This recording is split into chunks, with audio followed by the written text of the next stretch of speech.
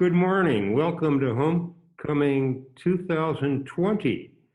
I'm Milton Riggleman. I came to Center in 1971, retired in 2017, but during that time I was off campus gallivanting as a Fulbright professor in Warsaw and Kiev and other East European cities, and also directing Center in Strasbourg and Center in London. There is yet another Milton on campus, retired professor Milton Scarborough. And Milton Scarborough and I refer to Milton C. Moreland as Milton le Premier. Milton the First, the 21st president of Center College. Over to you, Milton le Premier. Oh my. Well, I had no idea that I was going to be introduced in such a premier way, but well, Milton, appreciate having an invitation to join you for coffee this morning. I'm going to take off my mask. We're in separate rooms. We're both in Old Center, but Milton Riggleman is across the building. So with good social distancing and lots of airflow in here, I think we can take the masks off. Those masks are Center masks, so it's kind of fun to see some Center swag. But it's great to be here. As you say, joining Center College, 21st president. What a time to be alive! What a time to join as a president here at Center. But the warm welcome for Dina and me has been incredible. We are delighted to be here. Moved here over the summer from Memphis and just looking forward to settling in Danville. We are big walkers and bikers, and so we've gotten to know Danville well and just loving it. So thanks for joining, and thank you, Milton, for hosting a little conversation this morning. This is awesome. When you got up this morning, Milton, did you think you were either Damocles or Sisyphus? Damocles has that sword hanging over his head by a horsehair, and Sisyphus, as you know, being a scholar of earlier times, has that rock to push up the hill. Which one do you identify with? Great choices. Thank you for that. Glad that there wasn't like a Aristotle or maybe a Plato in there. The opportunity to wake up on a college campus means that it maybe feels a little bit like the sword because you never know what's going to happen. But I'd say that's more like a pillow hanging above me and could drop at any moment. It's not going to really hurt. But as to Sisyphus, I really think, yeah, there's some routine here, clearly, but we get to work with 18 to 22-year-olds, right? So we have the great advantage of seeing these incredible students explore all parts of life and learning and social world. And so every day, to me, feels not like a job of pushing a rock up a hill, but just a complete and utter adventure in life with a bunch of incredible students. So, yeah. Sometimes students can be hard like a rock. For instance, we're sitting in Old Center and the blinds are slightly open. I'm in the Davidson room. And rumor has it on campus that President Moreland was cited during a squall, during a hurricane, because he left his house and dashed back to Old Center to pick up something, but he didn't have a mask, and the students reported him. And so if a student looks in and sees us without a mask, we might be reported and come before a tribunal. Is there any truth to that rumor, that you were cited? Well, so we did roll out this semester, with the students' help, a really cool, I would say, but rigorous social contract that's a little different. So we're not following the normal student handbook So masks are required. And yeah, I was actually running from the porch in a rainstorm, talking on the phone, and forgot my mask. I did get halfway over. I was in the little parking lot by Old Center, and I realized I actually didn't have a mask in my pockets, which I usually have a few just handy. And sure enough, I looked around, there was not a soul to be seen. So I ran to my office. 15 minutes later, Dean of Students, Kendrick, writes me a little tongue in cheek. He says, "You got caught." And sure enough, there was a full report about President Morgan running across campus without a mask on. So Because of that, sorry. we have center was listed as number 9 in the nation for handling the coronavirus. That should have made you pretty proud.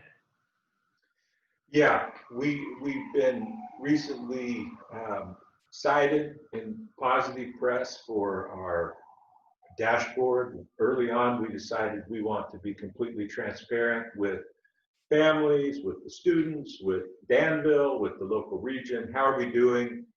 A lot of stories about colleges having big trouble and even, significant breakouts.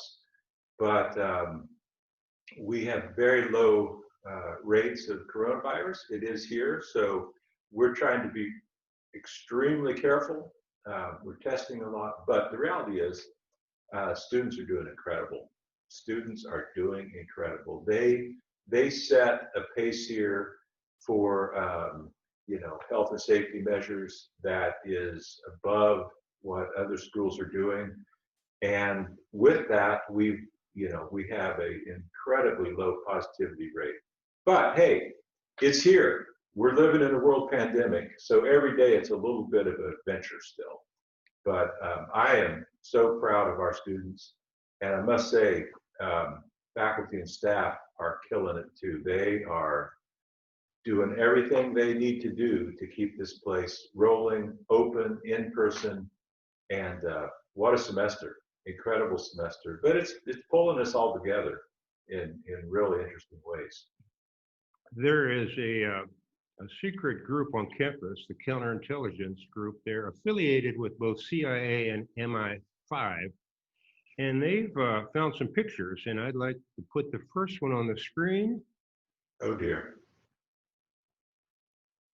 Now, this is either the young Lawrence of Arabia or perhaps young Indiana Jones. Do you recognize that photo, Mr. President? Yeah, that was me. I don't know, maybe just a year or two, or 20 or 25. But yeah, that's in Sepphoris, in Israel, northern Israel, up in Zippori, where I spent about 20 summers. So those are good memories.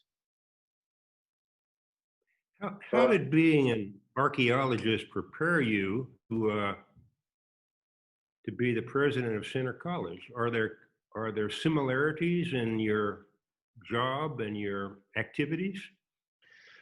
Actually, yeah, I like the kind of metaphor or story about archaeology as a model for presidency. Just in some ways, like we talk about the adventure, the fact that you don't know what's really coming the next day, just like excavating layers and strata and kind of, oh wow, I really didn't expect that.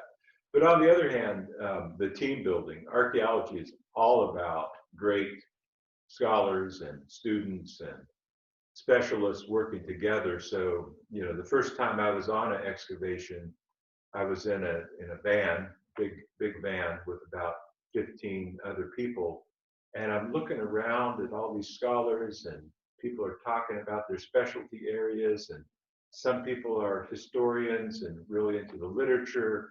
Other people are specialists in glass and in pottery. Some people are specialists in soils and in chemistry. And it was just like, oh, wow, this is so interdisciplinary. And that's what Center is. I mean, Center is people coming together from all fields, all different approaches to life and to our data, and working in common as as colleagues, as students, as learners, but really not approaching it from the same perspective. So I see archaeology as a good metaphor for a college. It's about interdisciplinarity. It's about difference coming together, and everybody bringing their different skill sets, and that's what makes it so incredibly uh, impactful and such a great education. You can explore anything at Center College.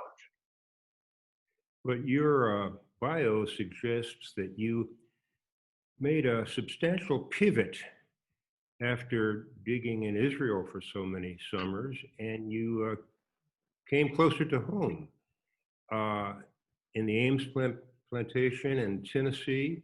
Why did you make that change?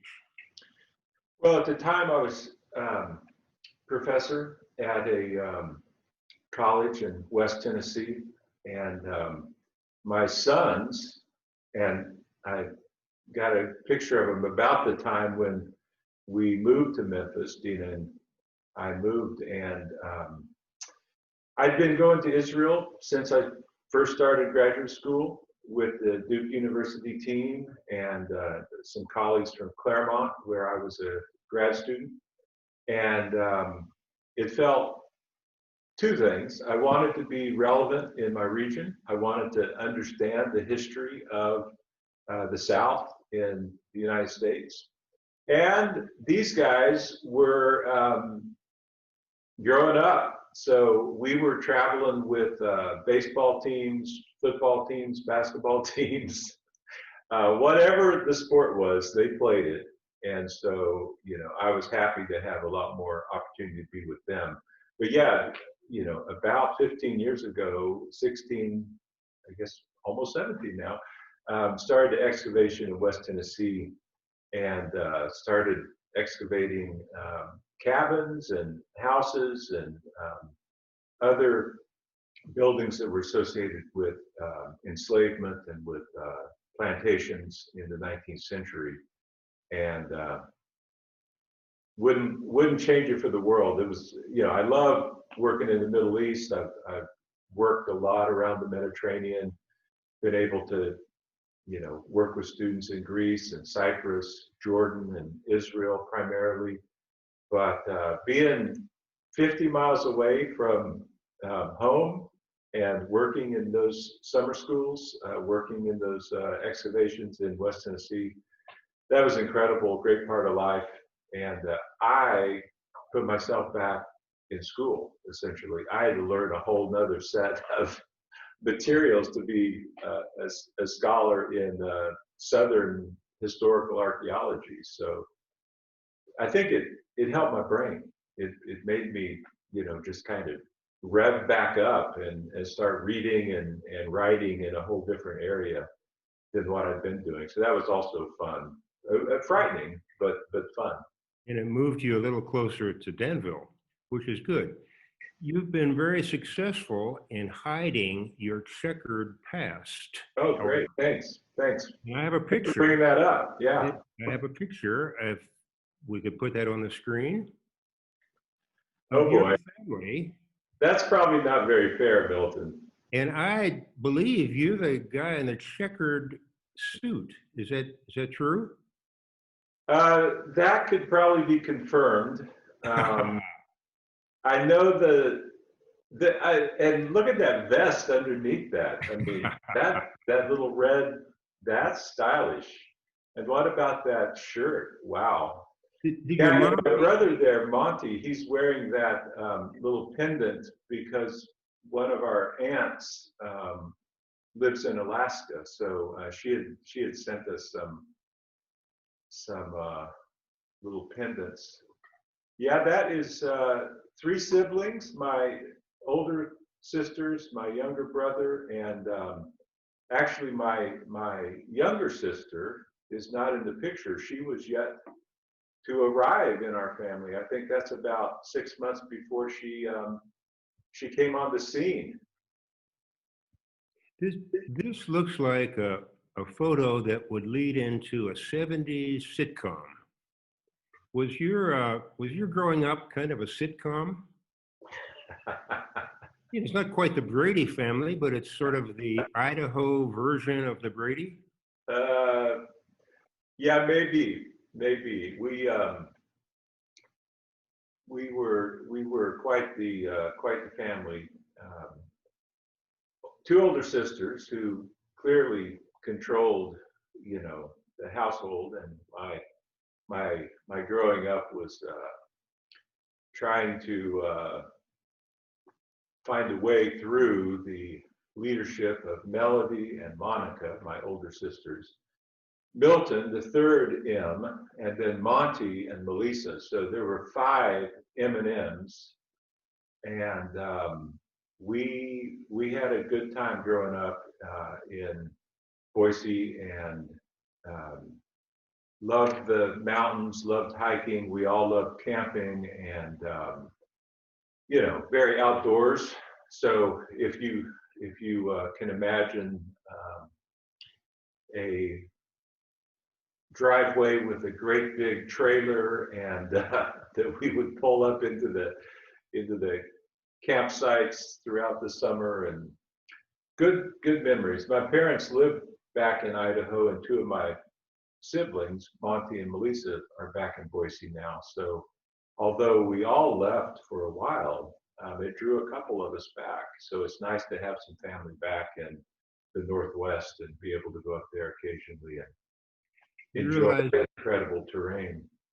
you realize that you're the third president in a row to have two sons, although your two sons are the only two sons whose names begin with M.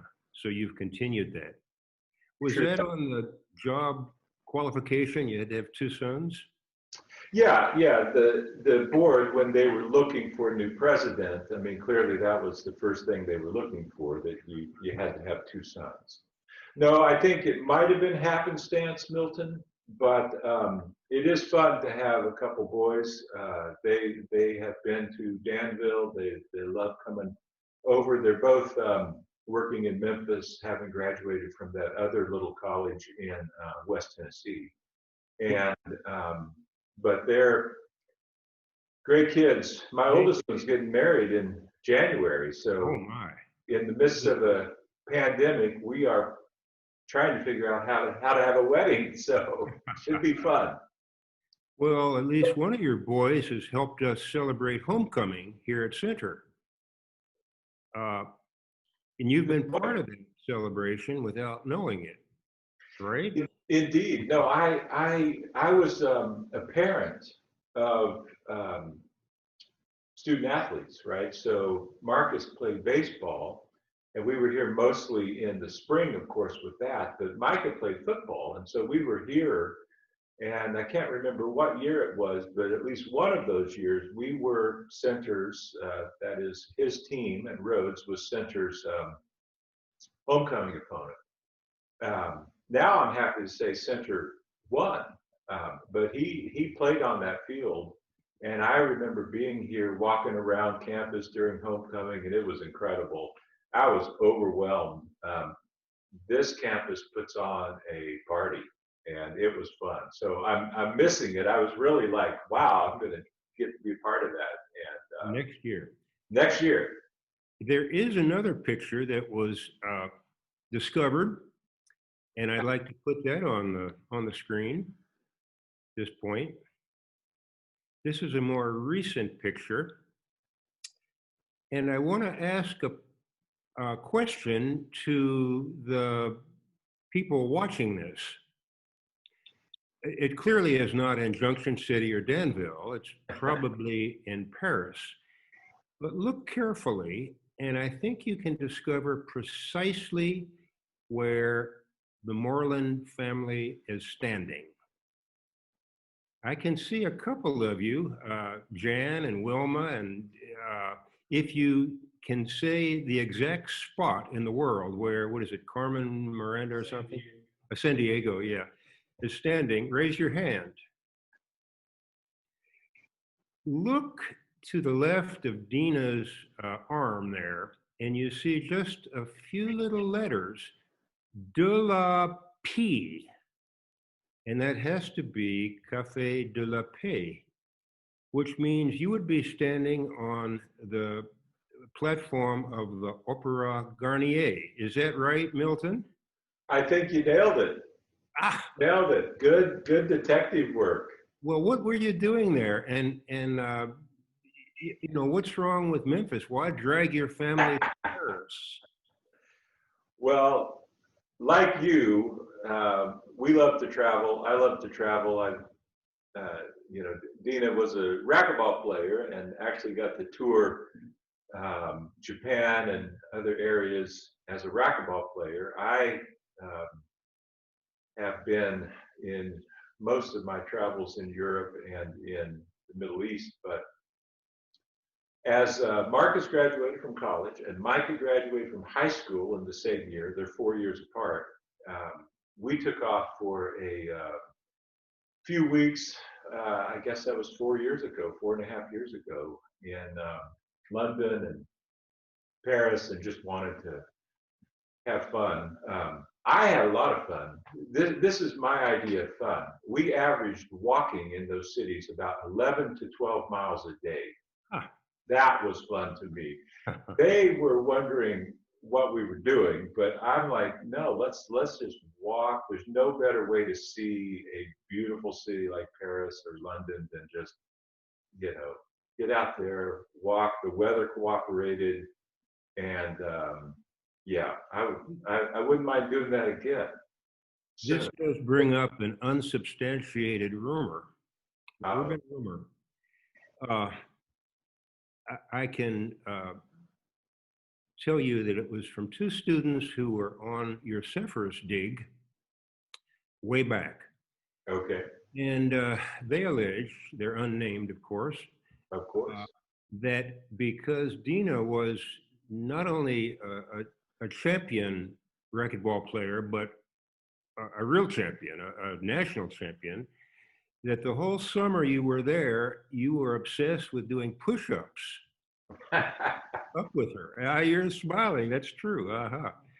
When when Dina, in 30 years, when Dina will then have the right level of experience and maturity and can join the other dinosaurs in Jurassic Park, we have voted unanimously to welcome her and to henceforth be called the dinosaurs rather than the dinosaurs.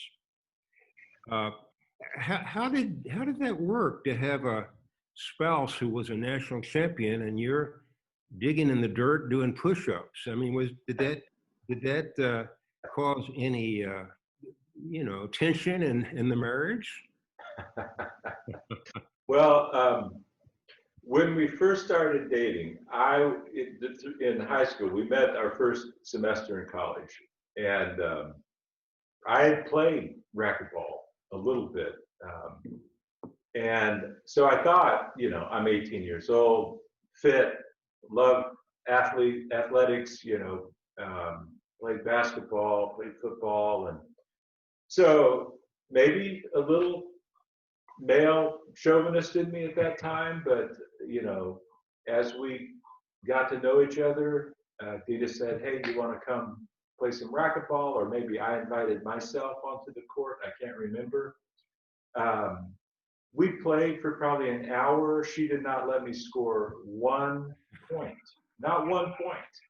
I remember walking out of the gym and I was about a block ahead of her before she was like, hey, you want to slow down a little bit? So I learned that there's a significant difference between amateur play and professional play. And actually, we played together for about 25 years before we both hung up the racket. But I did not beat her one time in 25 years, and I played a lot of racquetball. So she showed me what the difference is between professional athletics and just a guy who goes out and ties up the tennis shoes and jumps on the court a lot. But it was great. I must say, being in Israel those summers was incredible. our dean here, Dean Ellen Goldie, her husband Byron McCain and I excavated many years together, and there's a basketball court right beside where we would live during the summers. And Byron and I, he's a very fit human being, so we played a lot of ball, and we try to stay in shape in the midst of waking up at 3:30, 4 in the morning, working all day. It was a good release.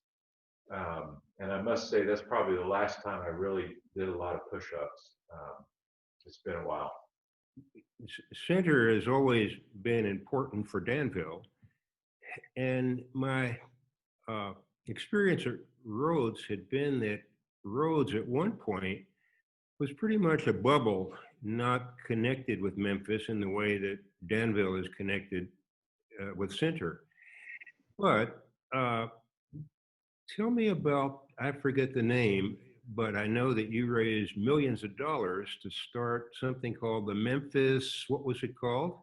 We claimed it as the Memphis Center. The So Memphis it's Center. the Memphis Center, and still a very vibrant operation there at Rhodes, endowed by a wonderful Memphian and great family, Lynn and Henry Turley, and friends. Actually, Lynn and Henry traveled with me and some of their friends to Israel and Jordan several years ago. So we had great time together.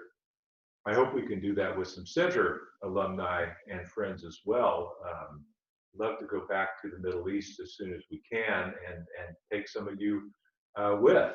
But yeah, the Memphis Center, opportunity to show both students, faculty, staff, as well as the community what a liberal arts college can do. We are relevant, we are meaningful, we are problem solvers. And so as we start here at Center and think about Central Kentucky and this region, you know, excited that we're kicking off Center Works in downtown Danville.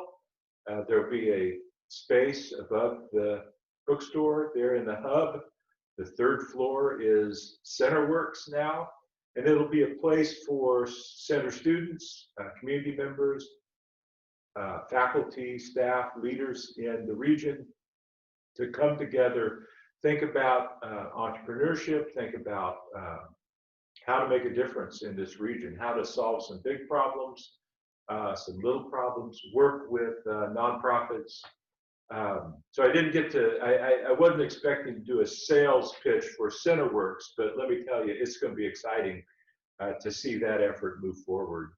And it's great coming into Danville and Center at the moment when that is kicking off. So that was exciting for me, having, you know, kind of worked the last 12, 14 years to really show Memphis what a liberal arts college can do in terms of problem solving, in terms of being a good community partner, linking up students with great activities and bringing in speakers and other workshops that help not only the campus, but help the community. We are tied together, Danville and Center, Central Kentucky and Center.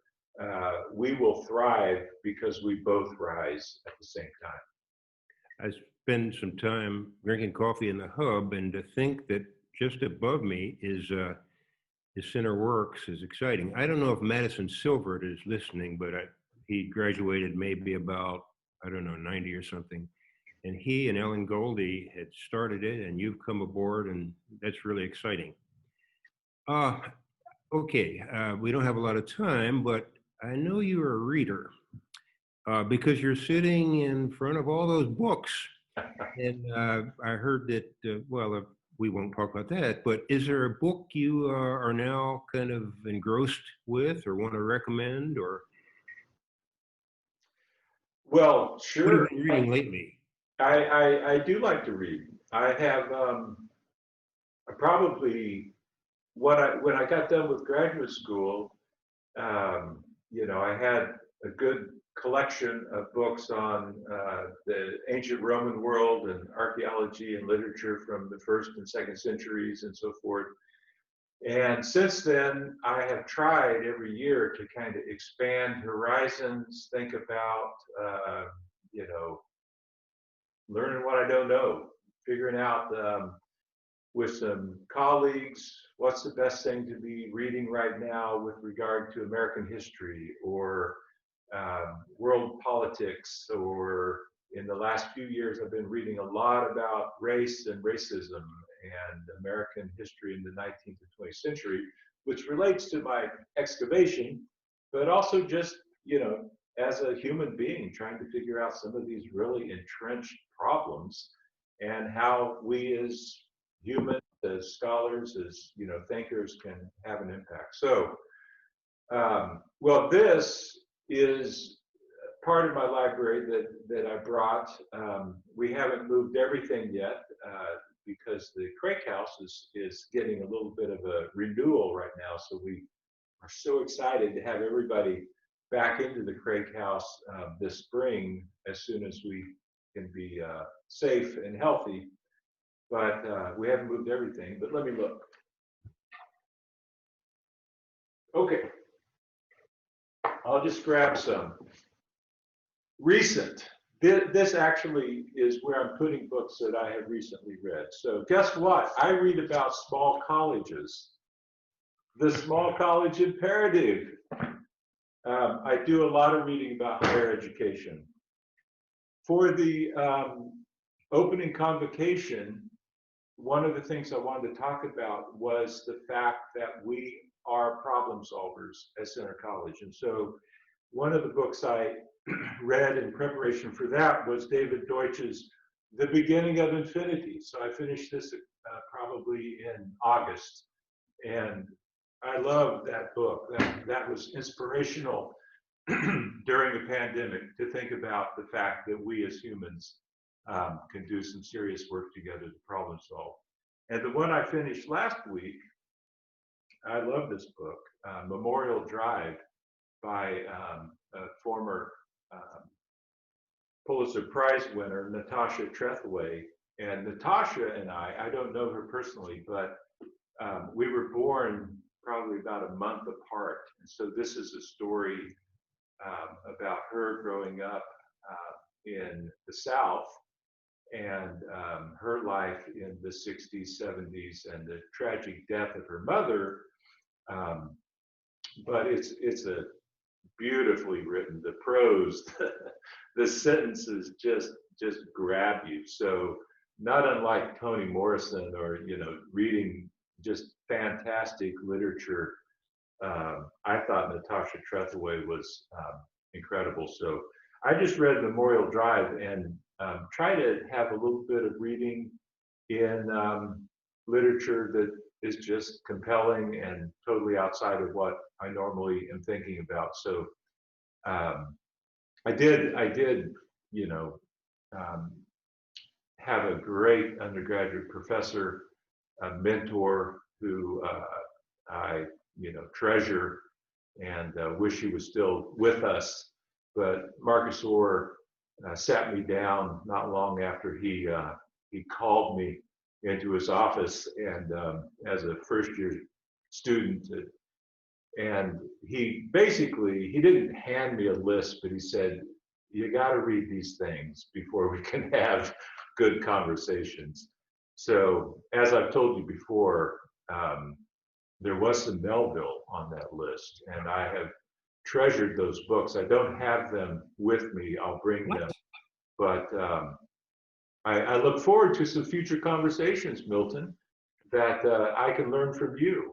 And I know we've been able to sit down a few times, including you had a nice little spread for me in your gazebo in the backyard. Wow. So that was fun a few months ago. But I look forward to a lot more conversations with you and many others. And nothing like being a lifelong learner. I mean, that's being a center alum. I hope you're reading and thinking and, you know, diving into new territory. And I'll try to model that as well, even though I've got that sword hanging over my head or pillow, whatever it might be. Hello. Conversations with you, Milton, are wonderful because in the midst of a pandemic and politics and everything, you exude a kind of calmness, which gets me to, we almost are done here, gets me to Blue, your dog. There's a dog in my neighborhood, a little yip yap dog, and he goes, "Tip, tip, tip, tip, tip, tip, tip." But Blue apparently goes like this. Okay, there's a kind of serene calmness and sense to Blue. And there is another rumor, we'll end with this, that Blue is really running the campus. He has put a chip in your head. And no matter what, you've also been likened to a goldfish swimming up a waterfall. That is, in spite of what the day brings, in spite of that rock, you just smile and are calm and push it up the hill, which is exactly what we need at this point. I'm delighted to have coffee with you at any time, maybe at the Hub sometime under Center Works, where Center students and faculty and townspeople are solving the big problems, which is what Center folks do. And how do you see the future here? I mean, this is a tough time. What do you see happening here now and next year? And let's end with that. Awesome. Thank you, Milton. It is true. Blue is running the campus. Blue asked me to wear blue today, but this is a center tie, even though it's blue, but blue's kind of taken over. No, Blue, frankly, it's really cool. We had a dog for 17 years. It passed away recently. And we adopted Blue, rescue dog. And at the time, actually, Blue didn't look all that great, frankly. Blue had lost most of his hair and was in pretty bad shape. But as he grew over the last year with us, and Dina is his number one, I'm a distant second in the family. But Blue is actually a beautiful dog. And as Dina and I were walking around campus Friday night, there was a I think it was Thursday night, because finals were still going on. We just finished block 1 around here and had finals on Thursday and Friday, believe it or not. But Blue was a very popular, calming influence there. Loves to be friends with everybody except Mika, Dean Goldie's, and Professor McCain's cat. So that will get Blue fired up. And there's a story there that we can tell another day about Mika and Blue. But that is a little rivalry. They live across the street from each other right now. The future, wow. Well, we're gonna finish out block 2 here. We've got 6 weeks. It's time to ensure that our health and well-being of our students is still secure, but we also want to just increase the opportunities for social life in any way we can do that through health and safety measures. So we're starting to do a lot more outside on the weekends. Of course, it's going to get colder, so we're preparing spaces inside where students can be and spaced out and safe, but also, play some games, enjoy life, get together. So we're trying to build that out more. I think the spring is hopefully going to bring some better testing measures and ideally a vaccine. And with some of those testing measures, I hope that we're playing competitive sports. We're practicing right now. It's great to see everybody out on the fields, but I'm ready to win some games against Swanee and Rhodes and all of those other schools. It's time to take them on. And yet we got to deal with this through the world pandemic. So we'll get out of it, but we're going to drive forward. My term right now is accelerate out of COVID. I know that's hard when people are suffering to think about, how do you move forward? But as a leader here, we're going to be doing strategic planning. We're going to be asking alumni to weigh in. What do you love about Center? What do you want to support here? What do you want to see us do in the future? And come up with a really good 3-year plan, 5-year plan, 10-year plan. Looking forward, always looking forward. That's what colleges are about, just moving people forward. Milton, it has been wonderful talking with you. I think this may be my first conversation with another Milton. So I haven't had the pleasure of knowing many Miltons in my life. So good to have 3 of us here at Center College. And maybe at some point we can get the 3 of us together. As we wrap it, I know you're watching the clock. I don't even know what time it is. This was just a great free-flowing conversation. But I know that some of our folks, I thought it'd be cool to show people what campus is looking like right now during the fall, and some of the things we've been doing with students, as well as the oddities of having a bunch of tents on campus. There was a article in the Lexington paper earlier this week that actually said we have a carnival here. Well, maybe not a carnival, but we do have a lot of tents set up around campus, a lot of students working outside. But maybe we close with thanks to everybody who joined and a little bit of a slideshow about what Center College looks like. We miss you. We're looking forward to seeing you.